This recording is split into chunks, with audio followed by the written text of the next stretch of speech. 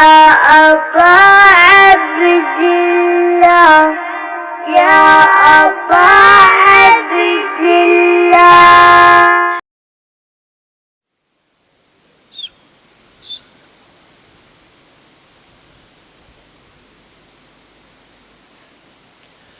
اعوذ باللہ من الشیطان الرجیم. بسم اللہ الرحمن الرحیم. الحمدللہ رب العالمین.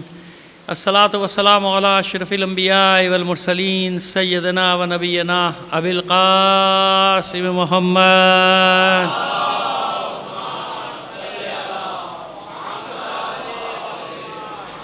وآلہ الطیبین الطاہرین المعصومین ولعنۃ اللہ علی اعدائہم اجمعین من الآن الی قیام یوم الدین. اما بعد فقد قال اللہ تعالی فی کتابہ المبین وہو اصدق القائلین وقولہ الحق. بسم اللہ الرحمن الرحیم. ومن یخرج من بیتہ مہاجرا الی اللہ ورسولہ ثم یدرکہ الموت فقد وقع اجرہ علی اللہ وکان اللہ غفورا رحیما. صلوات بھیجیے محمد علیہ.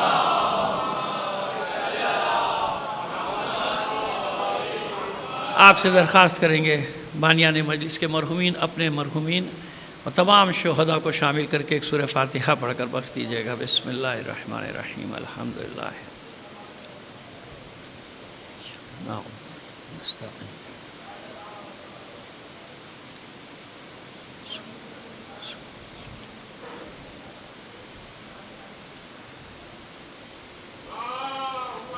صلی علی محمد. ایک بار اور بلند آواز سے ایک صلوات فرما دیجیے گا.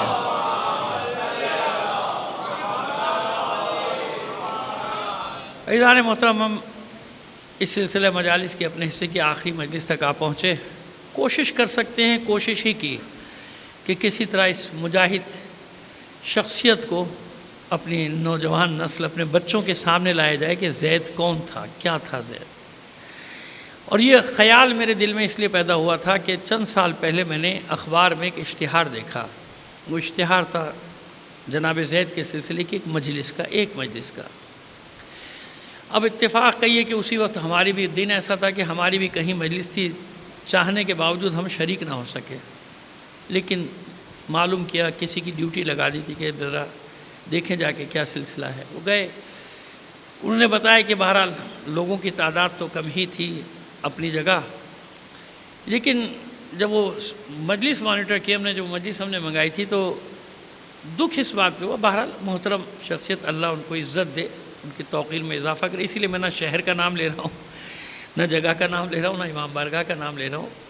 تو مجھے دکھ یہ ہوا کہ پوری مجلس جو جناب زید کے لیے ہوئی، اس میں صرف جناب زید کے لیے 5 منٹ میں کیا بات کرے گا انسان جناب زید پر. بس وہ ایک دو روایتی انداز میں پیش کی. باقی مجلس جو تھی وہ جناب زید سے اس کا کوئی تعلق نہیں تھا. تو میں کیونکہ اس وقت بھی کچھ تو پڑھ چکا تھا جناب زید کے بارے میں، حوض علمیہ میں بھی پڑھتا رہتا تھا، اور میرا شروع سے شوق ہی تھا کہ ایسے مجاہدین کو نکالو، ان کے بارے میں پڑھا جائے جن لوگوں نے قیام کیا کربلا کے بعد. کربلا بعد کربلا، کربلا بعد کربلا قیام کرتے رہے، ظلم کے سامنے سر نہیں جھکایا. مجھے شوق، تو میں نے اسی وقت نیت کر لی تھی کہ جناب زید پر ایک اشرا پڑھوں گا پورا، تاکہ لوگوں کو کم سے کم یہ معلوم ہو کہ میٹر ہے موجود ہے. بھائی آپ محنت تو کرو کہ جب کسی شخصیت کے بارے میں مجلس رکھے تو کم سے کم پوری مجلس، ایک مجلس کون سی مشکل ہے، پوری اس کی شخصیت پہ پڑھ دو. لیکن پھر اس کا جواب یہ ملتا ہے کہ صاحب وہ اس میں پھر وہ مجلس کے لوازمات نہیں آتے. یعنی وہ لوازمات سمجھ رہے ہیں نا آپ، وہ کچھ نہیں ہوتا، پھر ہم کیسے پڑھتے چلے جائیں تاریخ. تو میں یہ رسک لے لیتا ہوں، میں کہتا اچھا میں پڑھ دوں گا، مجھے پڑھنا آتا ہے، کیسے پڑھ دیتے ہیں تاریخ درس کی طرح، میں لیکچر کی طرح پڑھتا چلا جاؤں گا، میں ضرور پڑھوں گا. لیکن تاخیر اس لیے ہوئی 3-4 سال کی. پہلے کچھ عنوان میں انتخاب کر چکا تھا، جیسے انصار حسینی 2 سال مجھے اس پہ لگے، 1 سال یعنی 2 جلدوں میں جو 2 سال لگے مجھے. پھر 1 سال شہید فخر، کیونکہ یہ عناوین میں پہلے ہی طے کر چکا تھا نا، تیاری کر رہا تھا ان کی. اور اب یہ الحمدللہ جناب زید پر جو میں نے پڑھا تو اس پہ بھی تقریباً 1 سال میں لگا. 1 سال نہیں تو کم از کم 8-9 مہینے. یعنی پچھلے جب ایام ازاں ختم ہوتے، جب سے میں کتابیں اکٹھا کر رہا تھا، جمع کر رہا تھا، لائبریری میں جا رہا تھا. پھر بھول جاؤں گا، وہاں بھی میں نے وعدہ کیا تھا علی ہوا میں کہ اردو کی کتابوں کے 3-4 نام بتا دوں گا بچوں کے لیے. عربی فارسی کی تو ظاہر ہے کہ یہاں اتنی زیادہ اویلیبل ہے بھی نہیں اور وہ بچوں کو آتی بھی نہیں ہے. تو 3-4 کتابوں کے نام ذہن میں رکھیں جو اویلیبل ہیں. کم از کم 1-2 تو اس میں سے مل ہی جائیں گی آپ کو, ہر جگہ مل جائیں گی نا جناب زید پر. ایک جناب, میں تو ان کو علامہ ہی کہوں گا کیونکہ میں ان کو جانتا ہوں کہ کافی بڑے عالم ہیں, ڈاکٹر قمر عباس زیدی صاحب کی کتاب ہے بطل رشید زید شہید. یہ کتاب بڑی معرکۃ الاعلیٰ کتاب ہے. ایک ڈاکٹر حیدر عباس زیدی کے PhD کا تھیسس ہے قیام زید پر, وہ بھی میرا خیال ہے 250 صفحات کی کتاب ہے, بہت ہی عمدہ.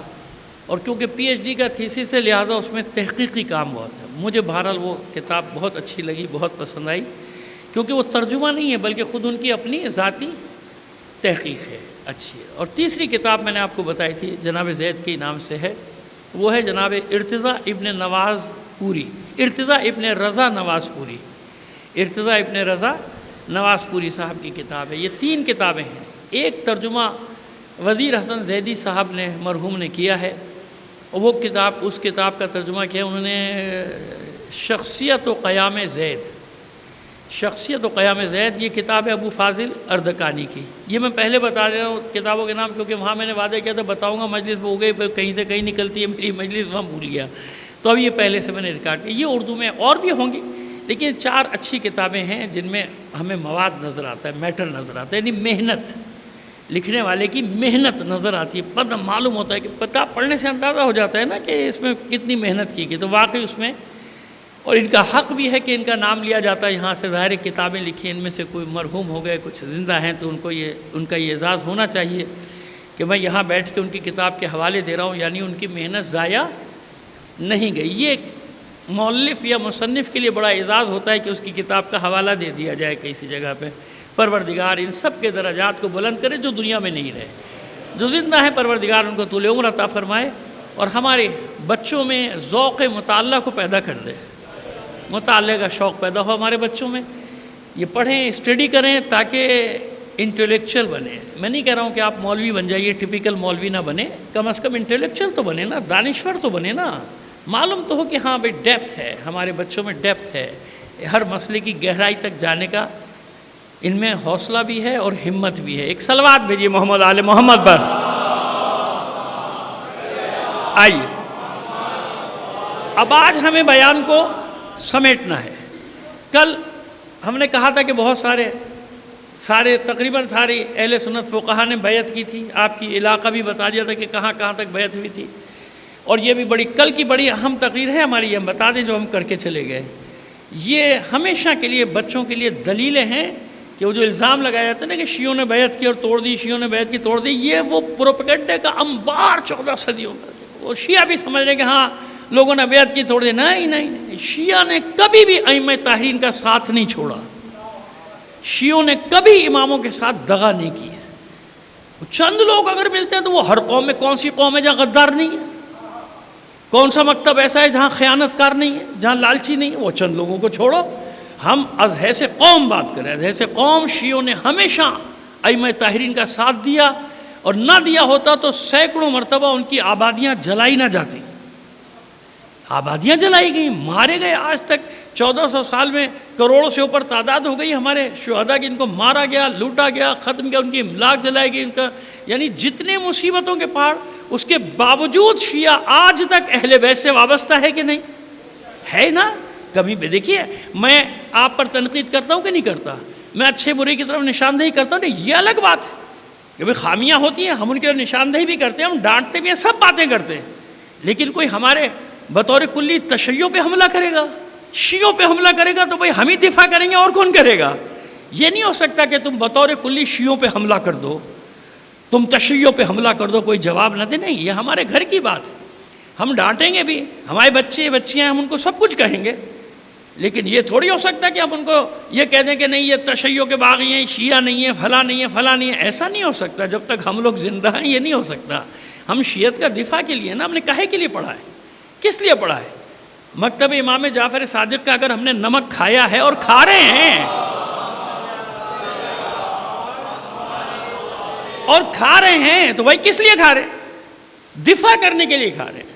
ہر عالم کا فرض ہے دفاع کرنا ہے, مکتب کا دفاع کرنا ہے, اپنے مکتب کا دفاع کرنا ہے. ہمارے لوگ ہیں, خرابیاں ہیں تو ٹھیک ہے ہمارے اندر ہے، ہم ان کی نشاندہی بھی کرتے ہیں، ہم لوگوں کو ڈانٹتے ہوئے سب کچھ کرتے ہیں. آپ کے سامنے میں تنقید کرنے سے کبھی گھبرایا ہوں؟ کبھی نہیں گھبراتا. لیکن خدا نہ کرے مقصد یہ تھوڑی ہوتا ہے کہ میں ایک فتویٰ لگا کے سب کو شیعہ سے خارج کر دوں کہ میں شیعہ ہوں باقی کوئی شیعہ نہیں ہے. ایسا کیسے ہوگا؟ نہیں ہو سکتا. تو کل سوال کیا، ہم سے سوال کیا گیا تھا بچوں، بڑا اچھا سوال تھا، ہمیں خوشی ہوتی ہے ایسے سوال کی، تو ہمیں خوشی ہوتی ہے بھائی.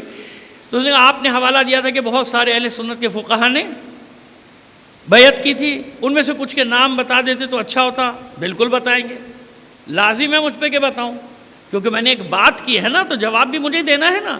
تو یہ سوال اچھے لگتے ہیں کہ اس کا مطلب مجھے خوشی ہو رہی کہ بچے غور سے سن رہے ہیں. بچے ابھی غور سے سن رہی ہیں.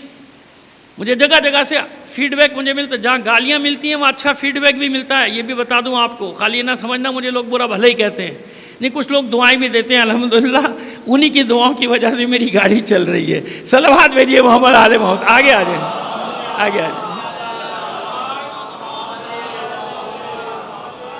آپ پیچھے نہ بیٹھا کریں، مجھے اچھا نہیں لگتا. ایک بار اور صلوات بھیجیے محمد آل محمد پر.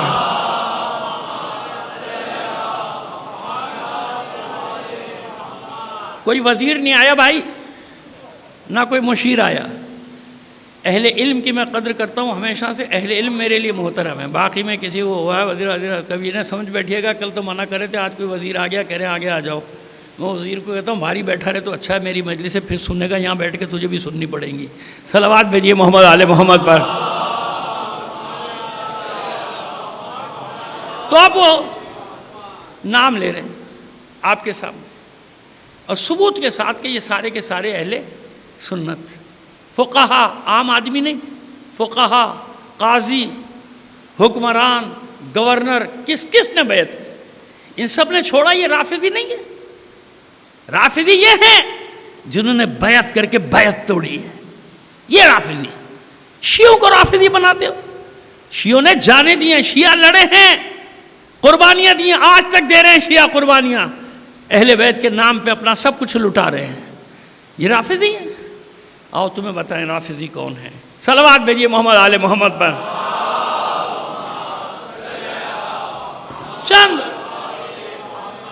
صرف چند نام لے رہا ہوں اپنے بچوں کی تسلی کے لیے جنہوں نے سوال کیا تھا، تاکہ ریکارڈ بھی ہو جائے. نام بہت ہیں، چند نام، کیونکہ مجھے آگے بھی آج سارے سمیٹنا بھی ہے گفتگو کو. نامور فقہا اس دور کے اہل سنت، معتزلی، یہ سارے جنہوں نے بیعت کی. بیعت حمایت کرنا اور ہوتا ہے، بیعت کی تھی، ساتھ دینے کی.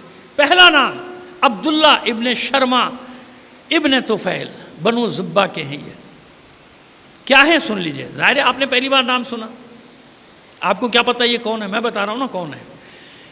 عبداللہ ابن شرما بن طفیل بنو زبہ کے مشہور معروف فقیہ اپنی جگہ، مشہور شاعر اپنی جگہ، اور تابعین ہونا یہ ایک اعزاز. فقیہ بھی ہے، شاعر بھی ہے، اور ساتھ ہی ساتھ تابعین میں سے بھی ہیں. اور صرف یہ نہیں بلکہ منصور عباسی کے دور میں قاضی مقرر ہوئے. منصور کسی شیعہ کو قاضی رکھے گا؟ رکھا اس نے. سب سے سفاک حکمرانوں میں سے ایک حکمران جس نے شیعوں پہ قیامت ڈھائی ہے، اس کا نام ہے منصور دوانیقی. سمجھ میں آیا؟ یہ منصور عباسی. یہ قاضی کسی شیعہ کو رکھے گا؟ رکھا ہے؟ ذرا تاریخ کھنگال کے بتاؤ کسی شیعہ کو اس نے منصب دیا؟ نہیں دیا نا. تو یہ سب سے بڑا ثبوت کہ کون تھے. اور ہمارے ہوتے تو ہمارے پاس ان کی کتابیں تو ہوتی، ہم حوالے تو دیتے جیسے سب کے حوالے دے رہے ہیں. تو یہ وہ فقیہ کہ جو بعد میں قاضی بنا عباسیوں کی طرف سے، اس نے بیعت کی تھی جناب زید کی، اور بھی بیعت کو توڑا. تو رافضی کون ہوا؟ تم ہی تو کہہ رہے ہو نا بیعت کر کے بیعت توڑ دی. جنہوں نے بیعت توڑی وہ رافضی ہیں نا سارے. کیا بس ایک پروپیگنڈا تاریخ میں بھر دیا گیا شیعوں کے خلاف. شیعوں نے بیعت کی توڑ دی، شیعوں نے بیعت کی توڑ دی. اتنا پروپیگنڈا کرو، اتنا پروپیگنڈا. ظاہر ہے ہر طرف کتابیں، تاریخ، تقریر سب لکھ دیا سیرت میں، اس میں بھر بھر کے کہ ہمارے بھی کچھ بہک گئے. انہوں نے بھی کہنا شروع کر دیا ہاں بھائی یہ بڑا غلط کام کیا تھا، جناب زید کو اکیلا چھوڑ دیا. شیعوں نے اکیلا نہیں چھوڑا تھا. سنو کس کس نے چھوڑا تھا. دوسرا نام مسعر بن قدام، کوفے کے مشاہیر میں سے، یعنی جو مشہور چند فقہا تھے ان میں سے ایک نام ہے اس زمانے کا. ان کا بھی ذکر رجال میں موجود ہے. احادیث کے راوی تھے. کوفے کی مسجد اعظم میں بیٹھ کر خطبہ دیتے تھے. اب یہ کوفے کی مسجد اعظم میں بنی امیہ کے زمانے میں یوسف بن عمر ثقفی کوئی شیعہ خطبہ دے گا؟ دلیلیں دے رہا ہوں نا آپ کو. وہ شیعہ خطبہ دے گا کیا؟ کون دے گا خطبہ؟ جس کا شیعہ سے کوئی تعلق نہیں ہے وہی خطبہ دے گا نا. بنی امیہ کا دور، بنی امیہ کے ممبر پہ کوئی شیعہ آ سکتا ہے؟ تصور کر سکتے ہیں آپ؟ اور فل ہوتی تھی مسجد تو کوفے والے جو سن رہے تھے یہ سارے کے شیعہ تھے. اور خطبہ دے رہا ہے یہ مسائر ابن قدام، اموی خطیب ہے، اس نے بیعت کی جناب زید کی، تو بولو نا کہ یہ رافضی تھا. اس نے بیعت کر کے بیعت کو توڑا. دوسرا نام. آئیے تیسرا نام آپ کو بتائیں. قیس ابن ربیعہ. چند مشہور فقہا میں، بیٹھ جاؤ بیٹا، چند مشہور فقہا میں اور محدث. ہمارے یہاں ایک بھی حدیث اس کی نہیں ملے گی آپ کو. ساری حدیثیں انہوں نے نقل کی ہیں. یہ سب سے بڑا ثبوت. 6000 احادیث کا راوی ہے. کتنی حدیث کا؟ 6000 احادیث کا راوی. ثبوت یہ کہ ہمارے یہاں کوئی حدیث ان کی نہیں پائی جاتی. چوتھا نام حسن ابن عمارہ بجلی. انہی نے بیعت کی اور یہ بغداد کے قاضی مقرر کیے گئے. کس کی حکومت میں؟ بنی امیہ کے بعد ہی بنا نا بغداد، منصور کے زمانے میں. تو منصور کے زمانے میں بغداد کے قاضی بنے. کوئی شیعہ بنے گا قاضی؟ اور وہ بھی بغداد کا جو ان کا کیپٹل ہے، جہاں وہ خود بیٹھے ہیں، وہاں شیعہ کو رکھیں گے قاضی؟ وہ نہیں، عقل میں آنے والی بات ہے نا. میں اس لیے نام اور عہدے بتا رہا ہوں آپ کو. یہ سب شیعہ تھے، انہی نے بیعت توڑی تھی. کہو یہ سب رافضی ہیں، کہو یہ سب رافضی، انہی نے بیعت توڑی تھی. یہ چھوڑ کے گئے تھے جناب زید کو. حسن ابن عمارہ بجلی بغداد کے قاضی مقرر ہوئے. ہجری 153 میں انتقال ہوا تھا. سب کے میں نے انتقال کی تاریخیں لکھی ہوئی ہیں، لیکن خیر آپ کے لیے وہ ضروری نہیں ہے. ابو حسین، سواد سے حسین، سین سے نہیں. ابو حسین، عثمان کا تعلق بنو ہشم سے تھا، محدثین میں تھے. ان کی بھی کوئی حدیث ہمارے یہاں نہیں ہے. اور دعویٰ بھی نہیں کیا انہوں نے شیعت کا. بھائی کبھی شیعوں کے ساتھ رہے، نہ شیعت کا دعویٰ کیا. خود بھی بیعت کی تھی اور دوسروں کو بھی راغب کرتے تھے کہ زید کی بیعت کرو. زید کیوں؟ میں نے کل بتایا نا کہ اس وقت ایک ماحول کیا تھا؟ بنی امیہ کے خلاف. اس وقت شیعہ سنی کا مسئلہ نہیں تھا. لوگ ایک ایسی قیادت کو ڈھونڈ رہے تھے جو بنی امیہ کے ظلم و ستم سے نجات دلائے. اور علی کے بیٹے زید کی صورت میں ان کو یہ قیادت نظر آئی تھی، لہذا سب نے بیعت کی. فقہا نے سب سے پہلے، تاکہ جب وہ بیعت کر رہے تھے، اس لیے وہ 80,000 بیعت کرنے والے جمع ہوئے تھے جو شیعہ نہیں تھے.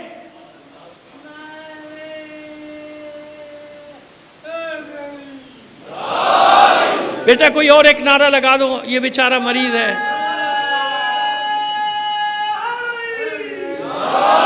دیکھیے ایک بات میں آپ کو کہوں، یہ جو یہاں بیٹھا ہے نا، بچہ تھا میرے سامنے، اب تو یہ بھی بڑھاپے کو پہنچ رہا ہے. عباس یہ اسکاؤٹس کی وردی پہن کے گھومتا تھا، بچوں کو بتا رہا ہوں، یاد ہے نا؟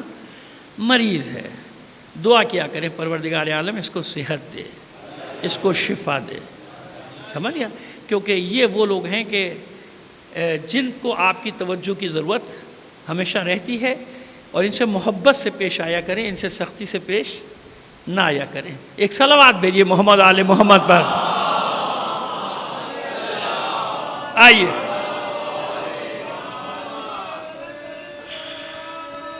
اللہ. ٹھیک ہے بیٹا، ٹھیک ہے آپ بیٹھ جاؤ. میں نے دعا کرا دی نا تمہارے لیے. اب تم میری تقریر سنو. چھٹا نام ایسا ہے کہ کوئی ہوگا شاید جس نے ان کا نام نہ سنا ہو، سفیان ثوری. یہ وہی سفیان ثوری جو ایک زمانے میں تصوف صوفیہ میں تھے، اور انہی کا وہ مکالمہ ہے بازار میں امام جعفر صادق علیہ السلام کے ساتھ. کیونکہ یہ اب دیکھیے، یہ ضرور سنیے گا، یہ بڑا امپورٹنٹ چیپٹر ہے. بچے نے بڑا اچھا سوال کیا مجھ سے، بہت ساری باتیں اس باب میں کہہ جاؤں گا سفیان ثوری کی. سفیان ثوری بڑے متقی، پرہیزگار، لباس بوسیدہ، ہفتے بھر نہیں بدلا، تقوی کی علامت. سمجھ گئے آپ؟ ایک جوتی دوسرے پیر میں دوسری جوتی، تقوی کی علامت. ایک جراب کوئی پہن لی، بے دھیانی میں دوسری جراب کوئی اور سی پہن لی، تقوی کی علامت. یہ تھے متقی مشہور. یہ متقی، ان کا حلقہ ان کے تقوی کو دیکھ کے، بلکہ تقوی کم اور لقوہ زیادہ تھا، وہ اس کو قریب آ گئے تھے سارے کے سارے. اور بڑا ان کا ہجوم بن گیا. اور یہ اب چلتے تھے جناب ان کے پیچھے لوگ. یہ مقدس نما تھے سفیان ثوری.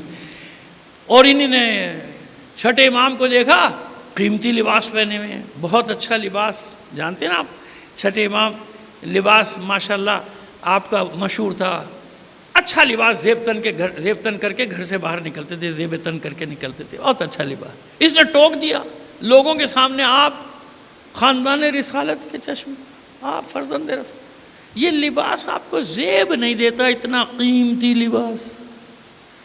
تو پھر وہ معصوم کا جو مکالمہ ہے, معصوم نے پھر اوقات یاد دلائی تھی اسے اپنی کہ اللہ نے نعمتیں مومنین کے لیے دی ہیں, تو میرے جد کا حوالہ دے رہا ہے کہ ان کا لباس ایسا تھا. علی کا تو سن کیوں تھا, ان کا لباس اس لیے ایسا تھا کہ وہ مسلمانوں کی غربت کا زمانہ تھا. لوگ فوج کی صورت میں مسلمان ہوتے تھے, غلام کنیزیں آزاد ہو رہے ہیں, نوکریاں نہیں ہیں, کھانے کو نہیں ہے, بھوک افلاس, ابتدائی دور ہے نا. تو کہا میرا جد اس لیے اس حالت میں رہتا تھا کہ جو غریب سے غریب آدمی تھا نا, اس کی بھی تسلی ہو جاتی تھی کہ میرا امیر بھی ایسے ہی رہتا ہے نا, جیسے ہمارے امیر حکمران ایسے ہی رہتے. دیکھا بیچاروں کے پاس پورے لباس بھی نہیں ہوتے, کھانے کو نہیں ہے, پیالہ لے کے پوری دنیا میں مانگتے رہتے ہیں. کتنے اچھے حکمران ہیں ہمارے, تاکہ آپ کو کوئی پریشانی نہ ہو, آپ کو بھی رہے کہ ہمیشہ فقیر ہیں, غریب ہیں, اللہ ان کو ایسے ہی رکھے گا ان کی حرکتوں کی وجہ سے. صلوات بھیجیے محمد آل محمد پر, ہے نا. ایسے غریب یتیم مسکین ملیں گے آپ کو دنیا میں, پھر آپ برا بلا کہتے رہتے ہو ان کو سارا دن ساری رات. اس لیے مجھے غصہ آتا ہے کیسے حکمرانوں کو برا بلا نہ کہا کرو, اتنے اچھے. ہر وقت تو پیالہ ان کے ہاتھ میں دے دو, اللہ کے نام پہ دے دو, کچھ تو دے دو ہمیں, کوئی کھانا دے دو بچا کچا, کوئی غذا دے دو, کچھ دے دو, کچھ کشکول میں ڈال دو کچھ. اتنے اچھے لوگ ہیں, نہ کہا کریں برا بلا, دعا کیا کریں کہ سب کو ایسے حکمران مل جائیں تاکہ ہماری جان چھوٹے, ہماری تسلی ہو جائے. امریکہ اسرائیل کو بھی ایسے حکمران مل جائیں, متقی پرہیزگار جو مسلط ہیں نا سارے, ایسے مل جائیں سب کو. خیر جناب, یہ تو سب چلتا رہتا ہے. صلوات بھیجیے محمد آل محمد پر.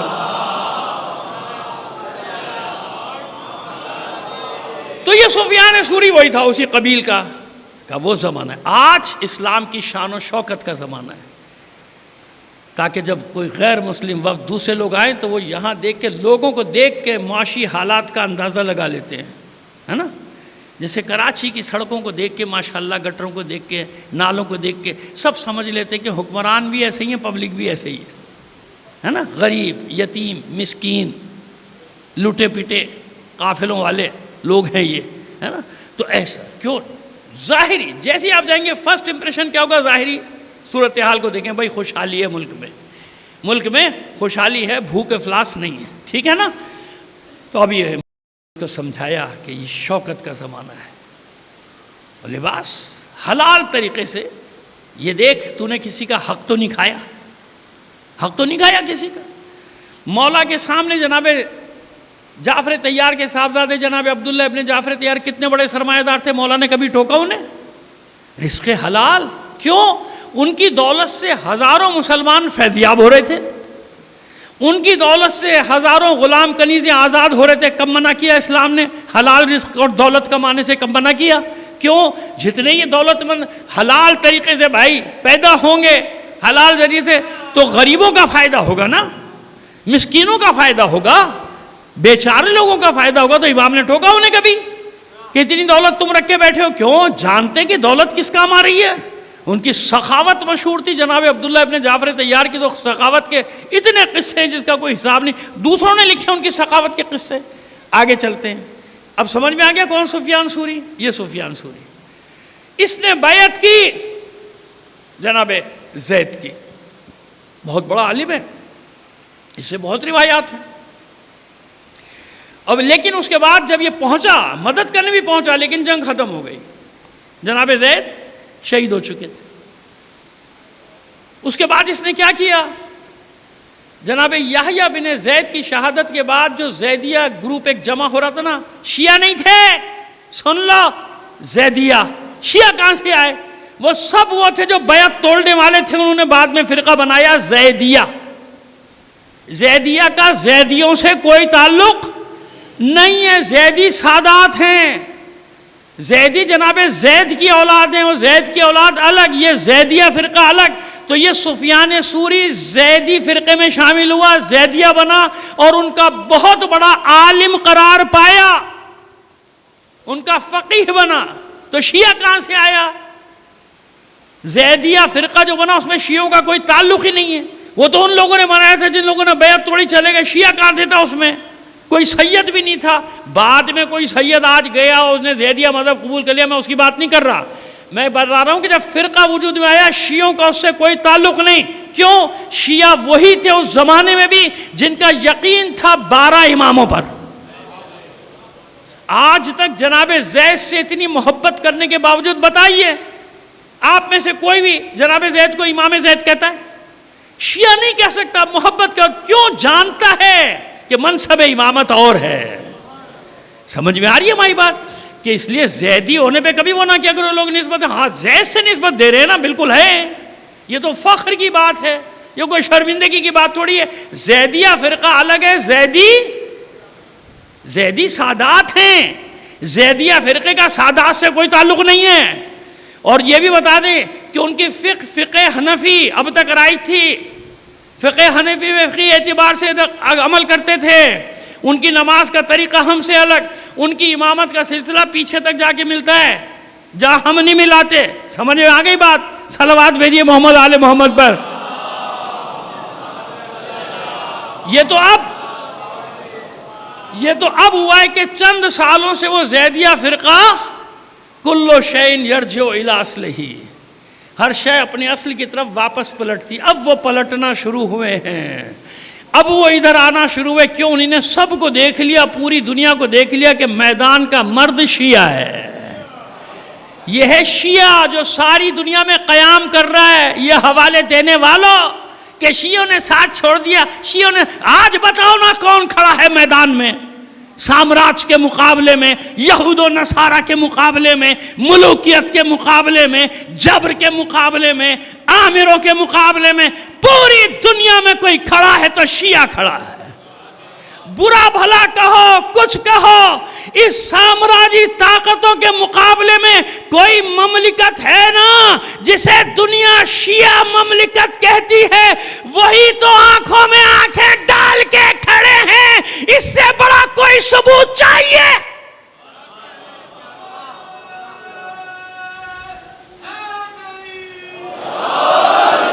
اس سے بڑا کوئی ثبوت ہے کوئی ثبوت؟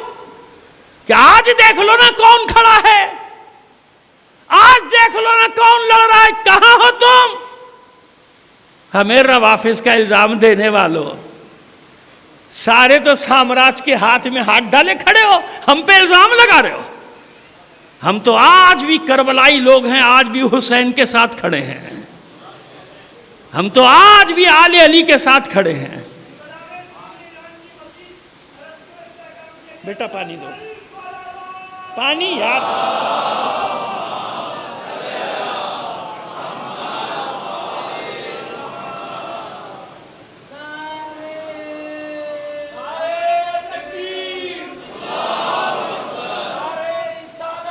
یا رسول اللہ،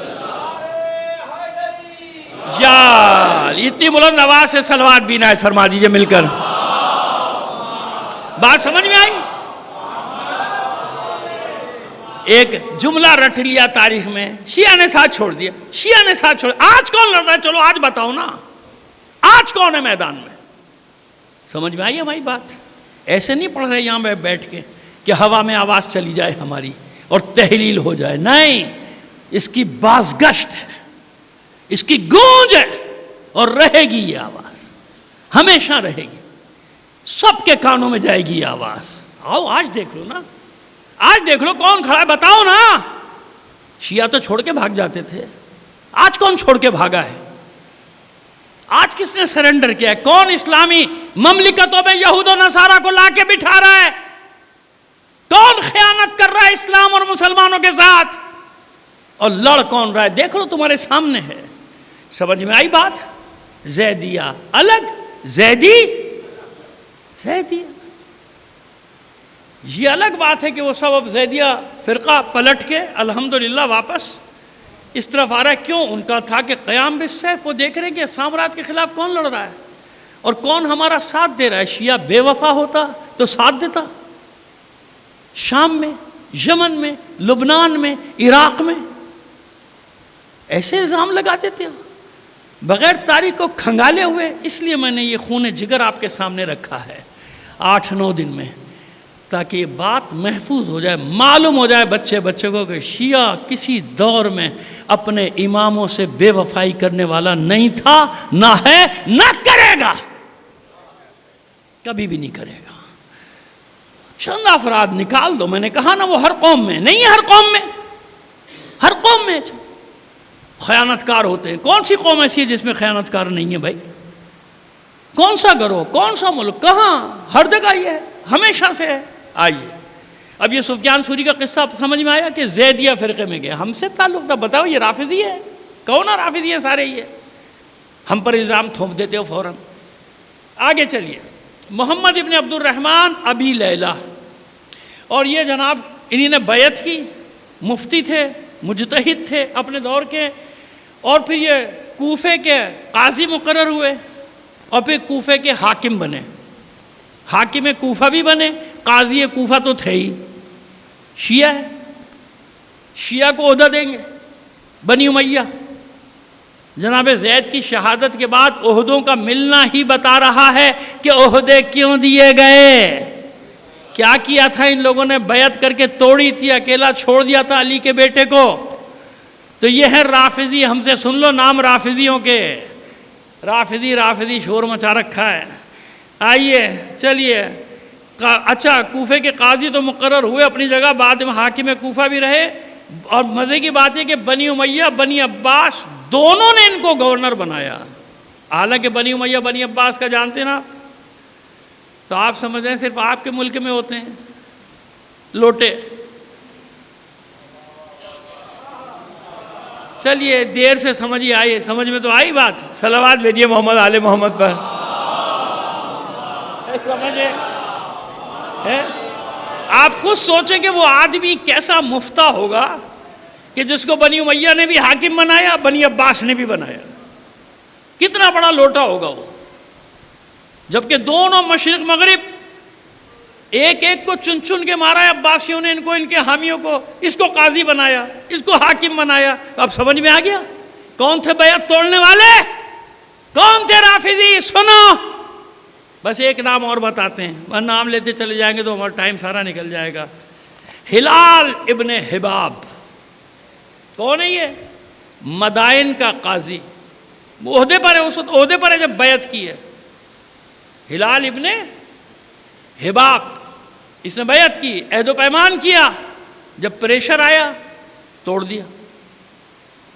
قاضی تھے مدائن کے، تو مدائن کے قاضی کو کسی معصوم نے بنایا تھا؟ ان کو شام نے بنایا تھا نا، ان کے آدمی تھے، تو شیعہ کہاں سے آ گئے؟ شیعہ کدھر ہوئے؟ اس لیے میں یہ ساری چیزیں آپ کے لیے لایا ہوں لکھ کے، تاکہ اب یہ بچے نے بہت اچھا سوال کیا تھا، اس بہانے یہ کچھ آپ کو نام چلے گا، وہ نام بے شمار ہیں، وہ کہاں تک لیے چلے جائیں گے۔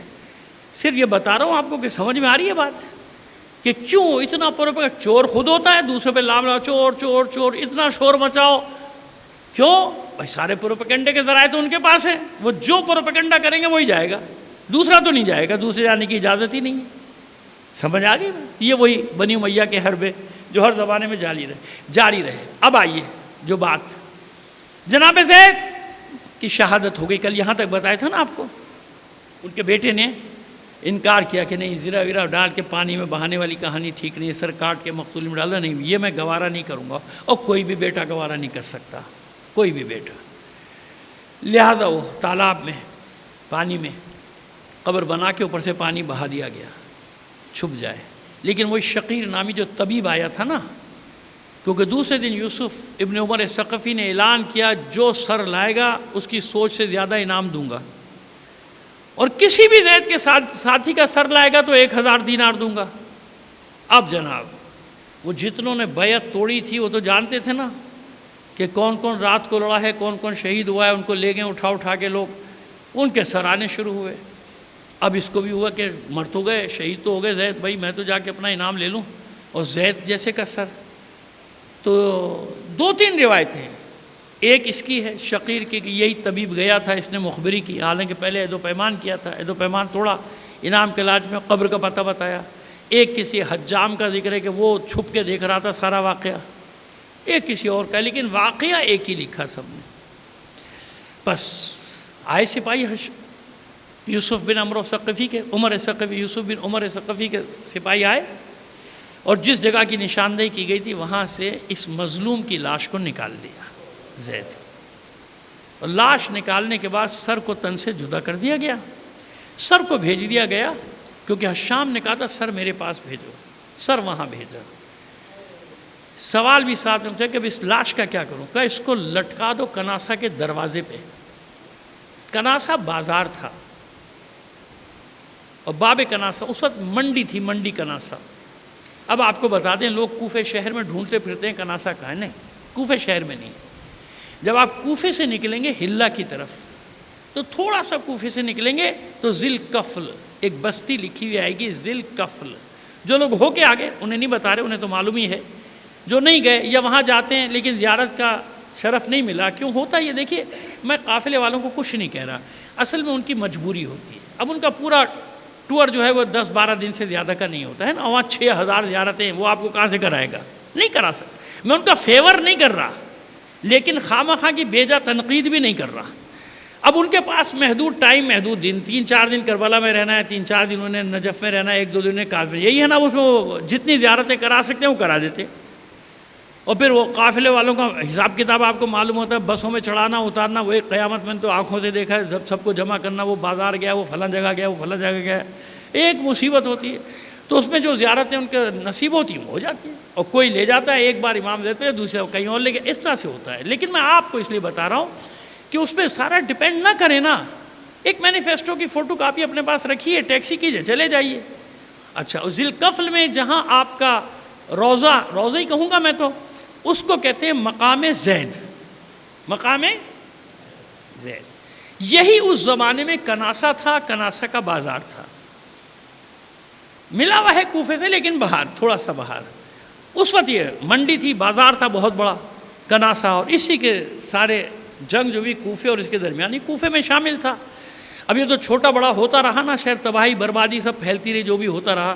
بہرحال مورخین کا اتفاق ہے کہ جس جگہ آج مقام زید ہے نا، یہیں پہ آپ کو سولی دی گئی تھی، اسی جگہ۔ وہاں سے حکم آیا کہ لاش کو لٹکا دو۔ دو تھے، ایک تو ایک عبرت، اور دوسرے جب یہ لاش پرانی ہوگی معاذ اللہ تو اس میں سے تعفن اٹھے گا، بدبو اٹھے گی، تو لوگوں میں نفرت پیدا ہوگی۔ حشام نے حکم دیا کہ اس کو لٹکا دو، اور ایسے نہیں لٹکائے تھا۔ آپ سن لیجیے، اگر پہلی یا دوسری مجلس آپ کے ذہن میں تو سن لیجیے گا، جہاں میں نے حدیث رسول سنائی تھی آپ کو۔ ان کو مصلوب کرنے کے بعد ان کو برہنہ کر دیا گیا۔ اب حدیث یاد آئی میری جو میں نے سنائی تھی، یعنی میری سے مراد میں نے جو آپ کو حدیث سنائی تھی پیغمبر کی، کہ میرے اس بیٹے کو، ایک بیٹے کو مصلوب کیا جائے گا، اور جو اس کے سطر کی طرف نگاہ کرے گا اللہ اس کو منہ کے بل جہنم میں پھینکے گا۔ اور اس حدیث کو کس نے نقل کیا؟ امام جعفر صادق علیہ السلام۔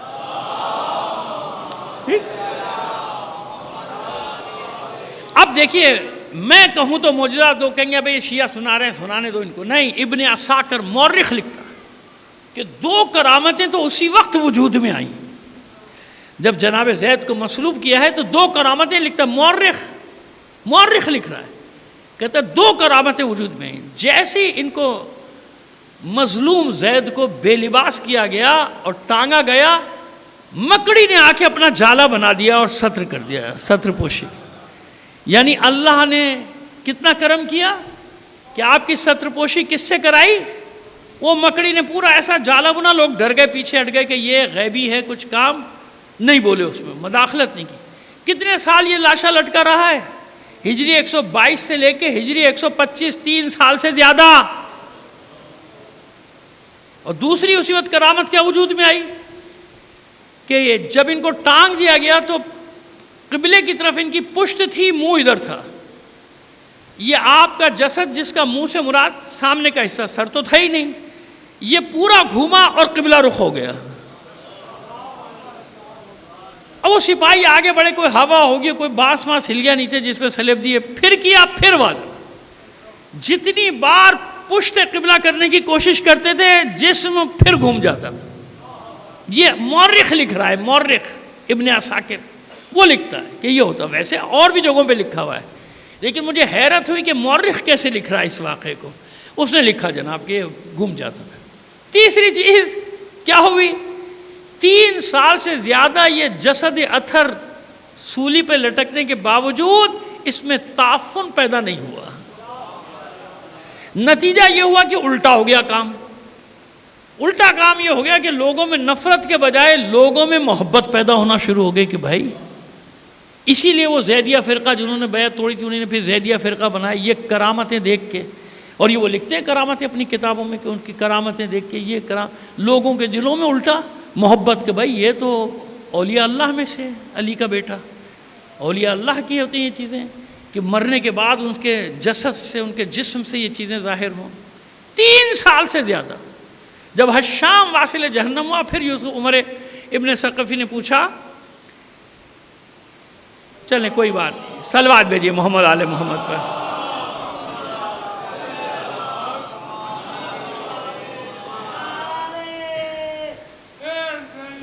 یا ایک بار اور مل کر بلند آواز سے ایک صلوات عنایت فرمائیں۔ خیر جناب، تو دیکھیے وہ گڑبڑ ہو جاتی ہے بعض اوقات، ایک بار اور صلوات بھیج دیجئے۔ ولید ابن یزید ابن عبد الملک، یعنی یزید ثانی کا بیٹا، وہ یزید جو عبد الملک کا بیٹا تھا، یزید ابن عبد الملک کا بیٹا ولید جب تخت پہ بیٹھا تو اس نے پھر پوچھا بھائی کیا کروں، یہ تو الٹا ہو رہا ہے، جب جسد لٹکا ہوا ہے اور لوگ اس کے معتقد ہو رہے ہیں زید کے، ان کا اچھا اتارو اور آگ لگا دو، جلا دو اور جلا کے راکھ اڑا دو ہوا میں یا دریا میں بہا دو، جاؤ جو کرو، اسی جگہ پہ آگ لگا دو۔ تو یہ مظلوم جس کے جسد اطہر کو جلایا گیا، جناب زید کے جلا دیا گیا، راکھ کر دیا گیا اور راکھ کو اڑا دیا گیا یا دریا میں بہا دیا گیا، لیکن ہوا کیا، یہ جگہ محفوظ رہی۔ لوگوں کو معلوم تھا نا کہ اس جگہ آپ کو سولی دی گئی، اسی جگہ آپ کو جلایا گیا، اس لیے تمام مورخین کا، سیرت نگاروں کا، وقائع نگاروں کا اتفاق ہے کہ جہاں آج مقام زید ہے یہ وہی جگہ ہے جہاں آپ کو سولی بھی دی گئی تھی، جہاں آپ کے جسد اطہر کو جلایا گیا تھا۔ کیوں جلایا تھا کہ نہ یہ ہوگا نہ نشان ہوگا، ختم ہو جائے گا سب۔ لیکن جن کے نشانوں کو اللہ زندہ رکھتا ہے نا، دنیا ان کے نشانوں کو مٹائے گی۔ بنی امیہ مٹا سکے کسی کا نشان، بنی عباس کسی کا نشان نہیں مٹا سکے، اسی کو لوگوں نے یادگار بنا دیا، وہیں پہ یادگار قائم کر دی۔ لوگ جو اب آج ماشاءاللہ وہ روزے کی شکل، حالانکہ وہاں جسد اطہر نہیں ہے آپ کا، لیکن پوری روزے کی شکل اور اندر چھوٹی سی زری بھی بنا دی گئی ہے۔ اس لیے میں پوری تفصیل بیان کروں کہ آپ میں سے جو بھی انشاءاللہ جائے ضرور جائے، وہاں پہ جائے۔ زید جناب مقام زید اس کا نام ہے، ہر ٹیکسی والا لے جاتا ہے، جو اگر زیادہ لوگ ہیں چھوٹی منی بس کر کے چلے جائیے مقام زید تک، قافلہ سالار کو کہہ دیے بھائی ہم ایکسٹرا پیسے دے دیں گے، ہمیں مقام زید لے چلو، ٹھیک ہے نا، یہی ہوگا نا زیادہ، کیونکہ وہ مینیفیسٹو وہاں کے ویزے کا مسئلہ آپ لوگوں کو معلوم ہے، وہ پورا مینیفیسٹو سارے ساتھ چلو، ساتھ اترو، ساتھ دوڑو، یہ سارا ایک مشکلات ہیں۔ خیر جناب، اب آئیے یہ جناب زید کہ اللہ نے ان کی نشانی کو باقی رکھا، اور آج ساری دنیا سے معتقدین زائرین آ رہے ہیں وہاں، اور اپنا ایک عقیدت کا بوسہ، عقیدت کا جھکنا، یہ سب وہاں کر کے جاتے ہیں نا، عقیدت سے جھکنا، اس در پہ اپنی عقیدت کا اظہار کر کے جاتے ہیں جناب زید کے لیے۔ بیٹا، 2-4 جملے سن لیجئے، کہتے ہیں نا امامت کا دعویٰ کیا، بیٹے سے بڑی کوئی گواہی ہے؟ اگر امامت والی کوئی دعویٰ ہوتا تو یحییٰ بن زید تو آرام سے کہہ سکتے تھے نا زیدیوں کو کہ بھائی میں امام ہوں، کیونکہ امام کا بیٹا ہوں۔ اب سنیے زید کا بیٹا کتنا بڑا سچا ایماندار مومن تھا۔ بحر الانوار کی 46ویں جلد کی روایت ہے، لیکن میں آج موقع نہیں ملا، میں اس کو نہیں دیکھ سکا بحار کو، لیکن جس نے لکھا ہے آیت اللہ محمد تقی مدرس نے، وہ میرے لیے بہت معتبر ہے، کیونکہ اس صدی کے 2-3 محقق ہیں تاریخ کے جن کو میں پسند کرتا ہوں، پڑھتا بھی، خیر میری حیثیت کیا، میں تو معمولی سا طالب علم ہوں۔ ایک آغا مرتضیٰ عسکری محقق دورہ، اور اس کے بعد یہ تقی مدرسی کا نمبر ہے، تاریخ میں یاد رکھیے گا، یہ کھوج کے قرید کے نکالتے ہیں، اس لیے مجھے اچھے لگتے، یعنی ایک روایت کو اتنے انداز میں چھان پھٹک کرتے ہیں کہ انسان کی تسلی ہو جاتی ہے کہ کچھ چھوڑا نہیں۔ تو ان کی کتاب اسلامی تاریخ میں درس عبرت، وہاں سے میں آپ کو نقل کرنا چاہ رہا ہوں، اور یہ چیز ایسی ہے کہ اس کو مجھے لفظ بہ لفظ نقل کرنا۔ ایک صلوات بھیجیے محمد آل محمد پر۔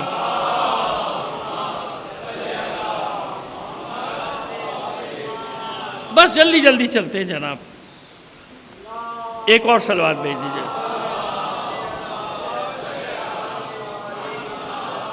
بحار الانوار، اور وہ میں نے حوالہ دے دیا، آیت اللہ العظمیٰ ہے، بلکہ فقیہ ہیں، آیت اللہ العظمیٰ سید محمد تقی مدرسی فرماتے ہیں کہ یحییٰ بن زید کی روایت نقل کرتے ہیں، اس سے بڑی ثبوت اور دلیل نہیں ہے۔ پاک دامنی کا، جناب زید کی پاک دامنی کا جو الزام ان پہ لگاتے ہیں نا لوگ، اس سے بڑا کوئی ثبوت نہیں ہے پاک دامنی کا۔ کہتے ہیں زید کہ میں نے اپنے پدر بزرگوار سے ائمہ طاہرین کے بارے میں سوال کیا، تو آپ نے فرمایا کہ بیٹا ائمہ طاہرین کی تعداد 12 ہے، 4 گزر گئے، 8 باقی ہیں، یعنی امام دنیا سے جا چکے ہیں، وصال پردہ فرما چکے، شہادت ہو چکی، 5ویں کا دور ہے، یعنی وہ 8 باقی ہیں۔ اچھا یہ بتائیے کہ یحییٰ بن زید نے تو زیادہ سے زیادہ 6 امام تک کا دور دیکھا نا، کیونکہ آپ کی شہادت ہی ہو گئی ہجری 125 میں، 6 امام کے دور میں آپ کی شہادت ہو گئی، ختم ہو گیا نا۔ باقی نام اگر وہ بتا رہے ہیں تو یہ بڑی بات نہیں ہے، سمجھ گئے میرا نقطہ، پوائنٹ سمجھ گئے؟ اگر 12ویں امام کے دنیا میں آنے کے بعد کی اگر یہ روایت ہے تو کہہ سکتے ہیں بھائی کسی نے بتا دی ہوں گے 12 اماموں کے نام، لیکن یحییٰ بن زید کی شہادت کا سال ہجری 125، اور وہ جب نقل کریں 12 اماموں کے نام تو اس سے بڑا کوئی ثبوت چاہیے۔ کہتے ہیں بابا نے میرے فرمایا کہ 12 امام ہیں، 4 گزر گئے، 8 باقی ہیں۔ تو کہا کہ بابا آپ کو ان کے نام بھی معلوم ہے؟ کہا ہاں مجھے نام معلوم ہے۔ کیوں نہیں معلوم؟ آپ نے سارے اماموں کے نام بتا دیے۔ جب سارے اماموں کے نام بتائے 12 اور 12 اماموں کے نام لکھے، میرے پاس بھی لکھے، لیکن میں آپ کا وقت بچا رہا ہوں، آپ کو کیا بتانا 12 اماموں کے نام، بچہ جانتا ہے۔ انہیں 12 اماموں کے نام میرے بابا نے بتائے، تو میں نے پوچھا بابا آپ کہاں ہیں اس میں؟ یحییٰ بن زید کہتے ہیں آپ کہاں ہیں، آپ کا تو نام ہی نہیں ہے۔ کہا بیٹا میں ان میں سے نہیں ہوں، میں امام نہیں ہوں، لیکن میں اطرت رسول میں شامل ہوں۔ اب مجھے بتائیے کہ بیٹے سے بڑی کوئی گواہی ہو سکتی ہے؟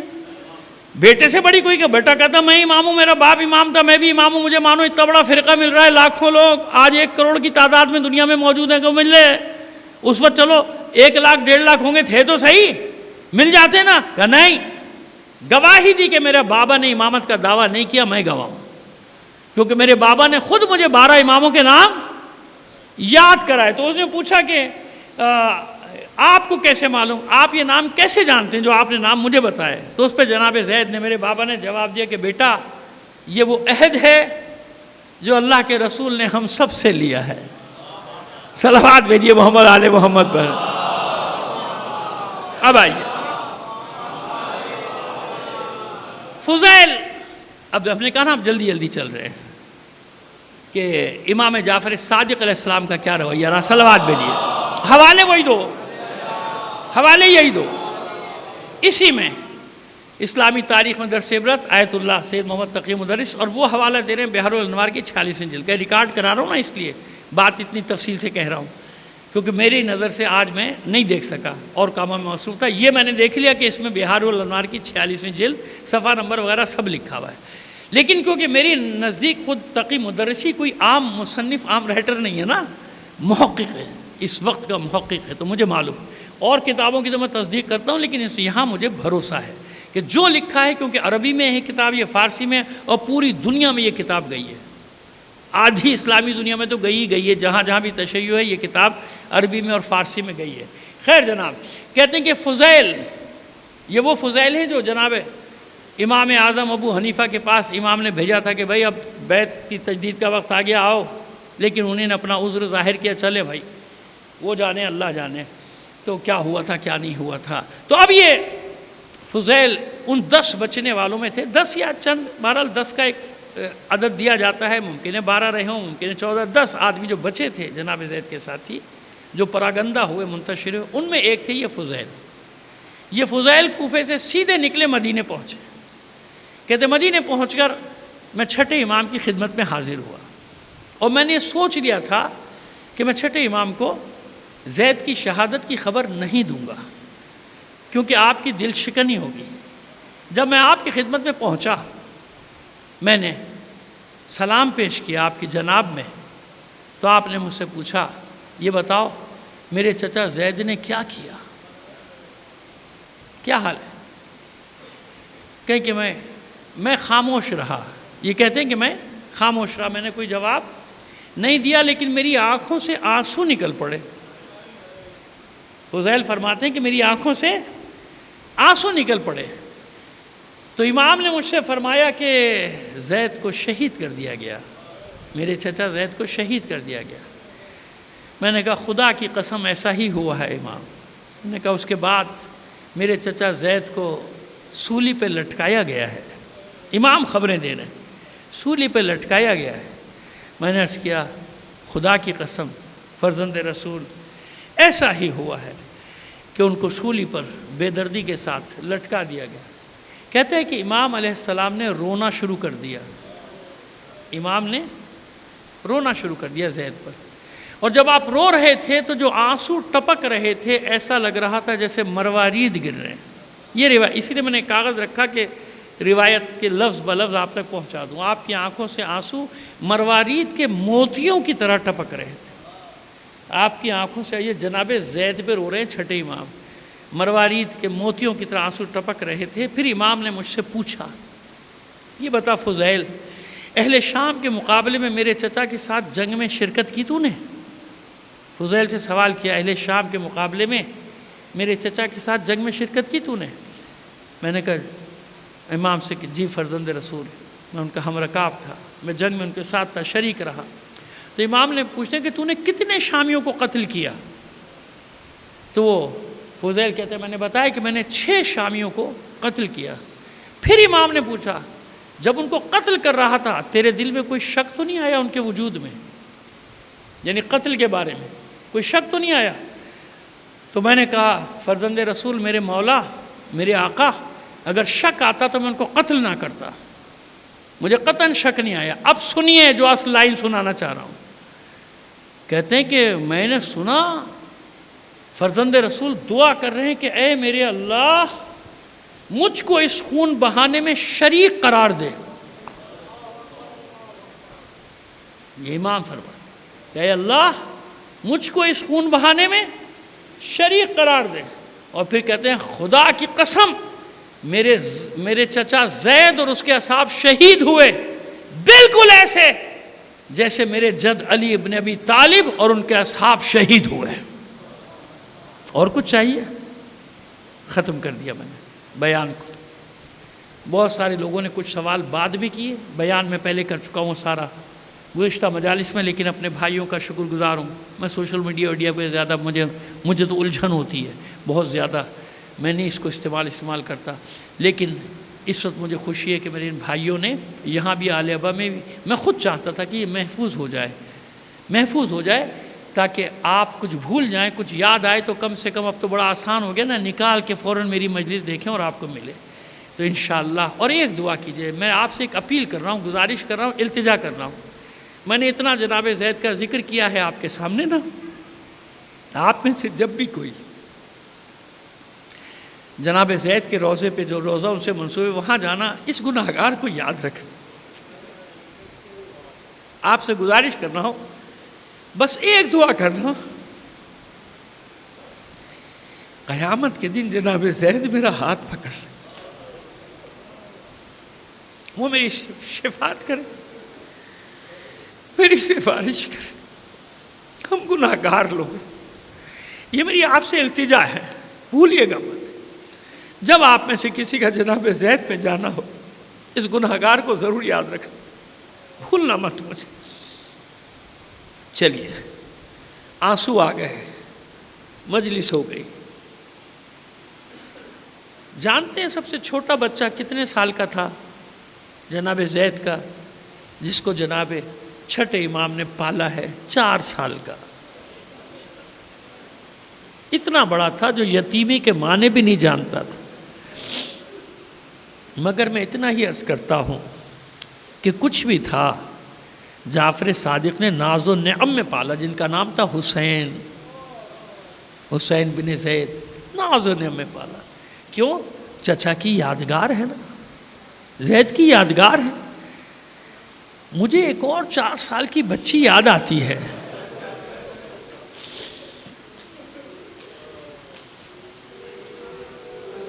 جو زندان میں بھی اپنے بابا کا سینہ تلاش کر رہی تھی، کیونکہ اس کو بابا کے سینے کے بغیر نیند نہیں آتی تھی، نیند نہیں آتی تھی. یہ 4 سال کی بچی، میری بیٹیوں سنو، میری بچیوں سنو، میں تمہیں ڈانٹتا بھی ہوں نا، میرا حق ہے، تم مانو یا نہ مانو. اپنی بیٹیوں کو، اپنی بہنوں کو، اپنی بچیوں کو میں نہیں کہوں گا، کون کہے گا؟ جتنا برا سمجھتے ہو مجھے سمجھ لو، مگر میں باز نہیں آؤں گا. یہ چھوٹی سی بچی جب یزید کے دربار پہنچی ہے نا، اس کے دونوں ہاتھ چہرے پر تھے. نہیں، بعض جگہ تو یہ لکھا ہے کہ ایک ہاتھ چہرے پہ تھا، ایک ہاتھ گلے پہ تھا. اور جب پوچھا گیا ہے کہ دونوں ہاتھوں سے الگ الگ خدمت کا سبب کیا ہے، تو بچی نے اتنا کہا تھا کہ کربلا سے یہاں تک میرے گلے میں رسی بندھی رہی. آج جب یہ رسی کھلی ہے تو زخموں کا منہ کھل گیا. مجھ سے اذیت برداشت نہیں ہوتی، اس لیے ایک ہاتھ گلے پہ رکھ لیا اور دوسرا ہاتھ چہرے پر. کیوں؟ اس لیے کہ اپنی پھپھیوں کی طرح میرے بال بڑے بڑے نہیں ہیں. نامحرموں کا مجمع ہے، مجھے حیا آتی ہے، اس لیے ایک ہاتھ اپنے چہرے پہ رکھا. میری بچیوں، میری بیٹیوں، آپ کی نگاہیں پاک ہیں، آپ کے دل صاف ہیں، آپ کی نیتیں صاف ہیں، لیکن اے میری بیٹیوں، زمانے کی نگاہیں پاک نہیں، زمانے کے دل صاف نہیں. آپ کا حجاب، آپ کی عفت، آپ کی عصمت، آپ کی عظمت شہداء کے خون سے زیادہ ہے. میری بیٹیوں سمجھو، تمہیں اپنی بیٹیوں کی طرح چاہنے والا ہی کوئی یہ بات کر سکتا ہے. ناراض مت ہو میری بات پہ، یہ ہماری غیرت ہے، غیرت. اس لیے تم سے کہتے ہیں کہ تمہارا حجاب شہداء کے خون سے افضل ہے، افضل ہے، افضل ہے. تم قیمتی ہو، تم پاک ہو، زمانہ پاک نہیں ہے، زمانے کی نگاہیں پاک نہیں ہیں. بس یہ بچی ایک سبق دے کے زندان کے اندھیروں میں ہے. نیند کیسی؟ جب رات تاریک ہوتی تھی بچی بابا کو یاد کرتے کرتے غش میں چلی جاتی تھی. آپ اس کو کہہ لیجئے نیند، میں نہیں کہتا، میں کہتا ہوں غش میں چلی جاتی تھی یہ بچی. ایسی ہی ایک رات آئی اور یہ بچی روتے روتے گریا کرتے کرتے حسب معمول غش میں چلی گئی. تھک گئی روتے روتے، غش میں چلی گئی. لیکن آج کچھ ایسا ہوا کہ تھوڑی دیر بعد ہوش میں آئی اور پھر بابا کو یاد کر کے رونا شروع کر دیا. پہلے سے زیادہ گریا. ماں چپ کراتی ہیں، یہ بچی کہتی ہے اماں ابھی تو بابا میرے پاس بیٹھے تھے. پھوپھی نے آغوش میں لیا چپ کرانے کے لیے. بچی کہتی ہے پھوپھی اماں ابھی تو بابا مجھ سے کہہ رہے تھے سکینہ ہم بھی تمہارے بغیر بہت بے قرار ہیں. بھائی نے چپ کرانا چاہا. بھائی سے کہتی ہے بھیا بس ایک بار بابا کا سر دکھا دو، وعدہ کرتی ہوں پھر نہیں روؤں گی، پھر نہیں روؤں گی. خلاصہ کلام سر حسین آ گیا. سید سجاد نے بچی کے حوالے کر دیا. بچی کلیجے سے لگا کے بابا کے سر کو بیٹھ گئی فرش زندان پہ. رخساروں پہ رخسار رکھ دیے، بوسے لیتی ہے بابا جب مجھے چھوڑ کر جانا تھا تو ساتھ کیوں لائے تھے؟ بابا جب مجھ سے جدا ہونا تھا تو مجھے اپنے سینے پہ سونے کا عادی کیوں بنایا تھا؟ بابا آپ تو چلے گئے، آپ کی بچی کو عصر عاشور کے بعد سونا نصیب نہیں ہوا. بچی کے بین سن سن کر اہل بیت میں گریا، ماتم، شور ماتم برپا ہے۔ اچانک بچی کی آواز بھی بند ہو گئی، آنکھیں بھی بند ہو گئیں۔ ماں مطمئن ہو گئی کہ میری بچی سو گئی۔ زینب کے دل کو قرار آ گیا، میری سکینہ سو گئی، بس ایک فرد ہے سید سجاد۔ ادھر بچی کی آنکھیں بند ہوئی، آواز بند ہوئی، اپنی جگہ سے کھڑے ہوئے کہتے ہوئے انا للہ و انا الیہ راجعون۔ زینب گھبرا کے کھڑی ہوئی، بیٹا سید سجاد، ارے ابھی تو میری بچی سوئی ہے، یہ تم نے کیسا کلمہ زبان پہ جاری کیا؟ سید سجاد فرماتے ہاں پھوپھی اماں، ہاں میری بچی سو گئی، مگر اب ایسی سوئی ہے کہ قیامت کے دن ہی زندہ